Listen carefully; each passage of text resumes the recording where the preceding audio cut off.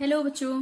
बेटा class 9th आप लोगों को मैंने चैप्टर मोशन जो फिजिक्स का चैप्टर है उस पे ऑलरेडी ग्राफ के 2-3 वीडियोस अपलोड किए हुए हैं, है ना। लेकिन फिर भी कुछ बच्चों को जब क्वेश्चन सामने आ जाता है तो उसको सॉल्व करना थोड़ा मुश्किल पड़ जाता है। तो आज छोटे छोटे कुछ क्वेश्चंस लेके आई हूँ, जरा इनको करने की कोशिश करते हैं। चलो आ जाओ देखते हैं। अब ऐसा क्वेश्चन होगा कि draw the distance time graph for uniform and non uniform motion of a body. ठीक है बेटा, डिस्टेंस और टाइम ऑलरेडी मेंशन कर रहा है किस किस के बीच में ग्राफ बनाना है, डिस्टेंस और टाइम के बीच में ग्राफ बनाना है। तो पहला बेटा डिस्टेंस ले लो और टाइम ले लो। भैया डिस्टेंस यहाँ पे ले लो, टाइम यहाँ पे ले लो। मैंने क्या बोला था, टाइम को हमेशा किस एक्सिस पे रखोगे, टाइम को हमेशा एक्स एक्सिस पे रखोगे। ठीक है, और डिस्टेंस टाइम का आप ग्राफ बना रहे हैं किसके लिए, यूनिफॉर्म मोशन के लिए। यूनिफॉर्म मोशन क्या होता है, यूनिफॉर्म मोशन होता है जब इक्वल डिस्टेंस कवर किया जाए इक्वल इंटरवल ऑफ टाइम में, है ना। तो equal distance in equal interval of time, मान लो यहाँ तुमने 5 लिया, यहाँ पे 2 किलोमीटर लिया, यहाँ पे 10 लिया, यहाँ पे 4 किलोमीटर लिया। तो जब तुम इनको इस तरह से पॉइंट्स जोड़ने स्टार्ट करोगे, है ना, तो तुम देखना इन पॉइंट्स को जोड़ते जोड़ते हमारे पास कैसा लाइन बन जाएगा, बिल्कुल ऐसा लाइन।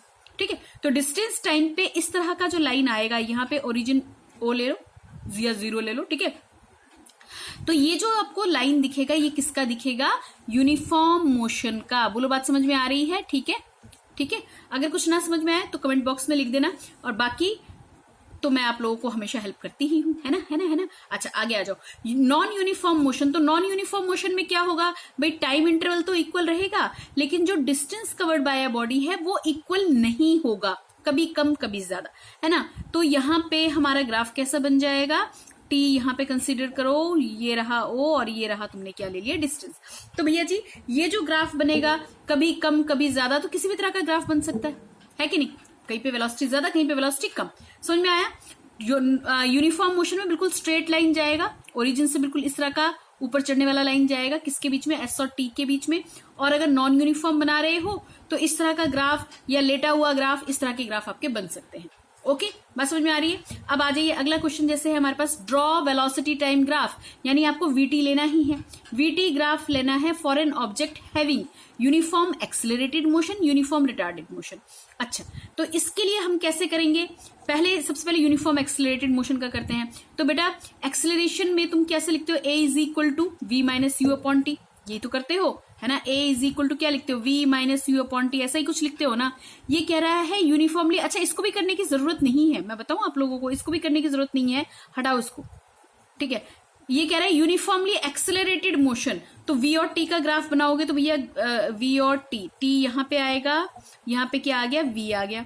अब एक्सेलरेट कर रहा है यानी वेलोसिटी क्या कर रही है, देखो एक्सेलरेटर दबा रहे हैं, हमने यही कहा भाई एक्सेलरेट कर लो गाड़ी को। तो क्या किया तुमने, फोर्स लगाया, एक्सेलरेट किया गाड़ी को।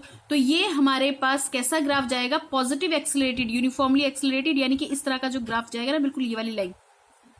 ठीक है, यूनिफॉर्मली एक्सेलरेटेड मोशन। कुछ बात समझ में आ रही है। ठीक है, और अगर कह रहा है यानी वेलोसिटी हमारे इस तरह से यूनिफॉर्मली क्या कर रही है, इंक्रीज कर रही है। ओके, अगर कह रहे हैं यूनिफॉर्मली रिटार्डेड मोशन, तो हमने कहा जहां पे तुम ब्रेक वगैरह लगाते हो, है ना, अचानक से सामने कुछ आ गया और क्या लगा दिया, ब्रेक लगा दिया। तो उस केस में ग्राफ कैसा होगा, वेलोसिटी बढ़ेगी नहीं, वेलोसिटी कम हो जाएगी। यहाँ पे क्या ले रहे हैं हम, टी, और यहाँ पे क्या ले रहे हैं, वी। और वेलोसिटी इस केस में बढ़ने नहीं वाली, वेलोसिटी इस केस में क्या होगी, जितनी भी थी उसके मुकाबले क्या हो जाएगी, धीरे धीरे धीरे धीरे एक टाइम ऐसा आएगा कि वेलोसिटी क्या हो जाएगी बच्चे, 0 हो जाएगी। ब्रेक लग गया, क्या हो गया, रिटार्डेड या नेगेटिवली एक्सेलरेटेड, ये भी बोल सकते हो तुम लोग। ठीक है, बस समझ में आई। वी और टी के बीच में ग्राफ, ये जो स्लोप देता है क्या देता है, एक्सेलरेशन देता है ना बेटा। ओके, अगला देखते हैं। अगला कह रहा है कि ऑब्जेक्ट इज इन, अच्छा हमें ग्राफ बनाना है वी और टी के बीच में ही ग्राफ बनाना है। किसके बीच में, फिर से वी और टी के बीच में ग्राफ बनाना है। और कैसा बनाना है, object is in uniform motion. Object किस मोशन में है, यूनिफॉर्म मोशन में है। तो ये ग्राफ नहीं बनेगा बच्चों, इसी में बच्चे कंफ्यूज हो जाते हैं। समझिए, समझे समझे समझे। देखिए ये ग्राफ कुछ ऐसा बनने वाला है आप लोगों के पास, यहां ले लिया टी और यहां ले लिया वी और ये हो गया। अब सुनो, ये कह रहा है कि यूनिफॉर्म मोशन में है। यूनिफॉर्म मोशन कैसा मोशन, यानी जहां पे वेलोसिटी बढ़ नहीं रही, वेलोसिटी घट नहीं रही, वेलोसिटी बढ़ नहीं रही, वेलोसिटी घट नहीं रही, यूनिफॉर्म मोशन को दिखा रहा है। यानी ग्राफ में हमारे पास जो वी है वो एकसार चलेगा, parallel to the time axis चलेगा। कैसा मोशन, यूनिफॉर्म मोशन में v जो है वो पैरेलल टू क्या चलेगा, टाइम एक्सिस। अगर यही ग्राफ तुम्हारा s और t के बीच में हुआ होता ना, अभी समझ लो, इसी पे समझ लो, अगर ये ग्राफ मैंने s और t के बीच में ऐसा कर दिया होता ना, s और t के बीच में अगर मैं ये लाइन लेके चली आती, तो हम वहां पे हम कहते हमारे पास ऑब्जेक्ट कैसा है, स्टेशनरी। ठीक है, स्टेशनरी ऑब्जेक्ट है वहां पे हमारे पास। ठीक है, हमारे पास ऑब्जेक्ट कैसा है, स्टेशनरी। अगर एस और टी के बीच में ये line parallel to time axis होता तो। ठीक है, अब हम क्या ले रहे हैं, वेलोसिटी और टाइम के बीच में ले रहे हैं ग्राफ, और ये ग्राफ कैसा जा रहा है, बिल्कुल ऐसा सीधा parallel to the time axis. तो इस केस में आप बॉडी को रेस्ट पे नहीं बोलोगे, इस केस में आप बोलोगे बॉडी में वेलोसिटी तो है लेकिन वेलोसिटी हमारी चेंज नहीं हो रही। जैसे इसमें वेलोसिटी हमारी इंक्रीज कर रही थी भैया, देखो यहां से अगर तुम इस तरह से लोगे ना, यहाँ पे वेलोसिटी का मान लीजिए यहाँ पे 10 किलोमीटर पर आवर था, यहाँ पे 20 किलोमीटर पर आवर था, यहाँ पे टाइम बढ़ाते जाओगे, v की वैल्यू आपको अलग अलग दिखती जाएगी। ये यूनिफॉर्म है, कहीं से भी स्लोप डाल के देख लो, ये वाला जो v2 माइनस v1 करोगे ना यहाँ पे, है ना, तो ये हमारा क्या जाएगा, यूनिफॉर्म जाएगा। ओके जी, बात समझ में आ रही है। ठीक है, अब बात समझिए, इस वाले की बात करते हैं। यहाँ पे अगर s और t के बीच में ग्राफ बना होता और लाइन ऐसे जाती, पैरेलल टू टाइम एक्सिस जाता, तो बॉडी क्या होता है, स्टेशनरी। लेकिन अगर वेलोसिटी टाइम ग्राफ पे line parallel to time axis है तो वो क्या शो करेगा, यूनिफॉर्म मोशन को शो करेगा। ठीक ठीक, अच्छा अगला देखो, अब वो कह रहा है कि ऑब्जेक्ट थ्रोन वर्टिकली अपवर्ड। अच्छा जी, अब देखो बॉडी, तुमने जब किसी चीज को ऊपर की ओर फेंका, ऊपर की ओर फेंका, बड़ी जान लगा के फेंकोगे ऊपर की ओर, यानी वेलोसिटी उस केस में इनिशियल वेलोसिटी 0 तो कतई नहीं होने वाला, नहीं होने वाला ना, यानी आपने कुछ मैक्सिमम कुछ वेलोसिटी के साथ आपने फेंका होगा ऊपर, है ना। तो बॉडी की वेलोसिटी शुरू में जब तुमने प्रैक्टिकल स्टार्ट किया उस वक्त वेलोसिटी क्या है, हमारी हाईएस्ट वेलोसिटी है। ठीक है, हाईएस्ट वेलोसिटी यानी कि v यहाँ पे कहीं पे होगा। ठीक है, यहाँ पे जब हमने स्टार्ट किया तो वेलोसिटी ऑलरेडी हमने कितना, बहुत ज्यादा वेलोसिटी के साथ हमने, मतलब अपनी टेंडेंसी के अनुसार हमने उतनी वेलोसिटी से फेंका। लेकिन जैसे जैसे बॉडी ऊपर की ओर जाएगी वेलोसिटी उसकी घटती जाएगी और मैक्सिमम हाइट पर वेलोसिटी क्या हो जाएगी, 0। याद रखिएगा, जब हम किसी ऑब्जेक्ट को ऊपर की तरफ उछालते हैं, ऊपर की तरफ फेंकते हैं अपवर्ड मोशन में, क्या हो जाएगा, स्टार्टिंग में v क्या होगा, मैक्सिमम होगा। स्टार्टिंग में v क्या होगा, मैक्सिमम। लेकिन मैक्सिमम हाइट पे जाके, यानी कि जितनी भी तेजी से आपने फेंका होगा, मैक्सिमम हाइट पे जाके v की वेलोसिटी, v कितना हो जाता है, 0। v की वेलोसिटी क्या बोल रहे हैं, उल्टा सीधा है, v इज इक्वल टू कितना हो जाएगा, 0। ओके, तो वेलोसिटी क्या हो गई, 0। किसी खास टाइम पे वेलोसिटी क्या हो गई, 0। अगर ये आपसे कहता कि भाई ऊपर गया, वेलोसिटी क्या हो गई, ऐसे ऑब्जेक्ट ऊपर गया और यहाँ पे मैक्सिमम हाइट पे, यहां से तुमने फेंका, मैक्सिमम हाइट पे वेलोसिटी क्या हो गई, 0, तो ये नीचे भी आएगा, आएगा कि नहीं आएगा। उस केस में वेलोसिटी क्या होगी, इंक्रीज करेगी, यानी ऊपर से नीचे आते हुए वेलोसिटी ऑफ द बॉडी क्या करेगी, डिक्रीज। लेकिन उल्टा बोल दिया भैया, नीचे से ऊपर जाते हुए वेलोसिटी क्या कर जाएगी, डिक्रीज करेगी, और यहां से ऊपर से नीचे आते हुए वेलोसिटी हमारी क्या कर जाएगी, इंक्रीज कर जाएगी। तो ग्राफ पूरा ऐसा बनना चाहिए। समझ में आ रही है बात, नहीं समझ में आई, फिर से रिपीट करूं, देखो हो जाता है गड़बड़ कई बार।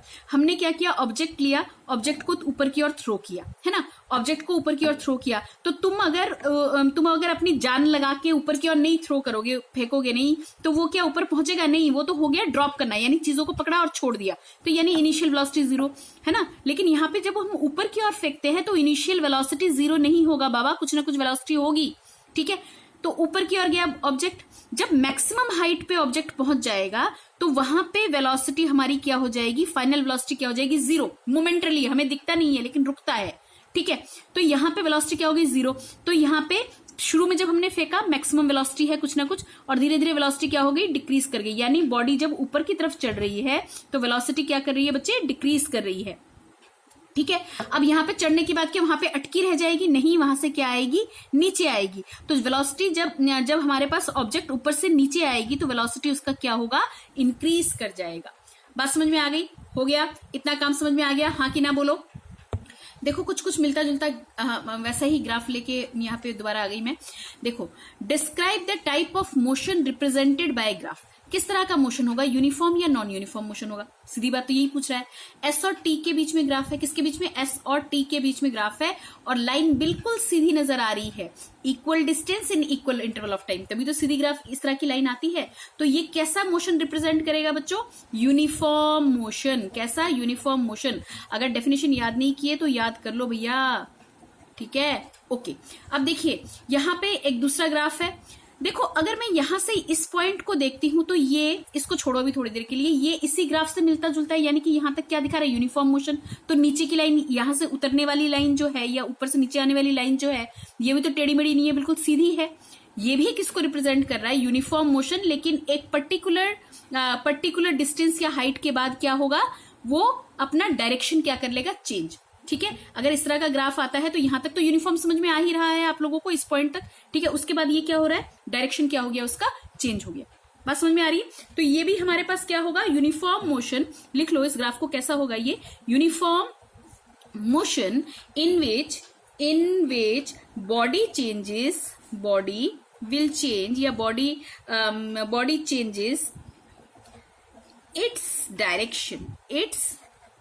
डायरेक्शन आफ्टर सम टाइम, जो भी यहाँ पे टाइम लिया होगा आपने, ठीक है, आफ्टर सम टाइम।